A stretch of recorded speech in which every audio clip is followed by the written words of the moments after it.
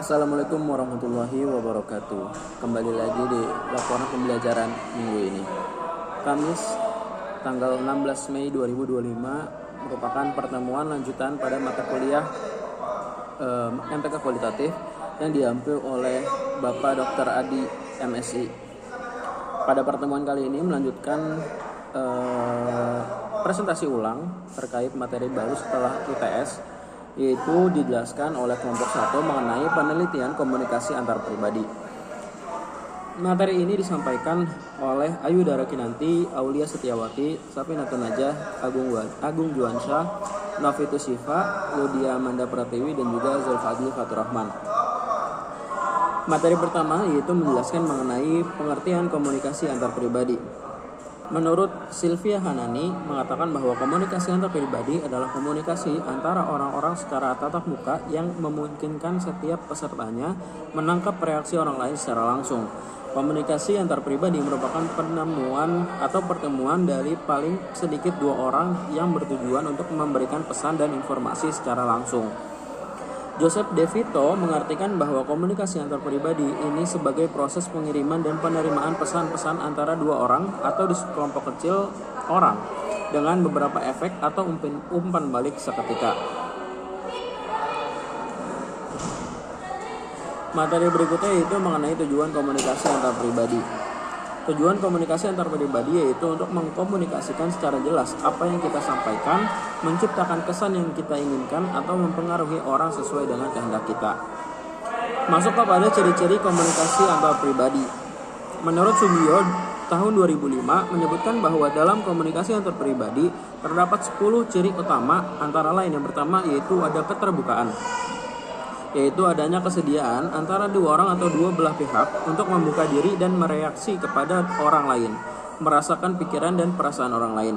Yang kedua, adanya empati dari komunikator, yaitu untuk suatu penghayatan terhadap perasaan orang lain atau turut merasakan apa yang kita rasakan atau apa yang dirasakan oleh orang lain. Yang ketiga yaitu adanya dukungan dari partisipasi, yang menurut De Vito dalam Sugio 2005 bahwa keterbukaan dan empati tidak dapat bertahan lama tanpa adanya sikap saling mendukung dalam kegiatan komunikasi. Yang keempat yaitu ada rasa positif. Rasa positif yaitu kecenderungan bertindak kepada komunikator dengan memberikan penilaian positif terhadap komunikan. Yang kelima yaitu ada kesamaan. Kesamaan menunjukkan kesetaraan antara komunikator dan komunikan. Dalam komunikasi antar pribadi, kesetaraan ini merupakan ciri yang penting dalam berkelangsungan dan bahkan keberhasilan komunikasi antar pribadi. Poin keenam yaitu arus pesan yang cenderung dua arah, yaitu adanya hubungan antara komunikator dan komunikan saling memberi dan menerima informasi.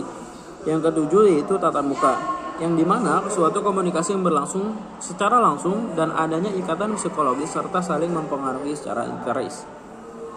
Yang kedelapan yaitu tingkat umpan balik yang tinggi, adalah bahwa apa yang disampaikan dalam komunikasi sudah sampai kepada penerima yang ditandai dengan ketergantungan interaktif.